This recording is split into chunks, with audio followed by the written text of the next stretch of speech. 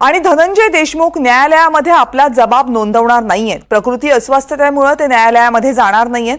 मानसिक स्थिती ठीक नसल्यामुळे घरीच उपचार घेणार असल्याची माहिती धनंजय देशमुख यांच्याकडून देण्यात आली आहे। धनंजय देशमुख हे संतोष देशमुख यांचे भाऊ आहेत। संतोष देशमुख यांची हत्या झाली त्या दिवशी धनंजय देशमुख यांनी काही कॉल्स केले होते।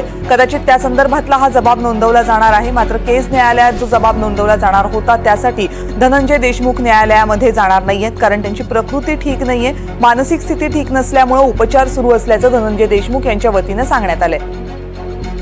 जबाब झालेला आहे माझा, पण कोर्टात जो जबाब तोच द्यायचा असतो तो माझा जबाब आहे राहिलेला। नाही तर जबाब मी मागच्या 26 तारखेलाचा माझा जबाब झालेला आहे। तर त्या संदर्भात जे तब्येत आहे माझी 2-3 दिवसापासून खालावलेली आहे, अशक्तपणा आलेला आहे मला, म्हणून म्हणजे माझी मानसिक स्थिती बरोबर नाही।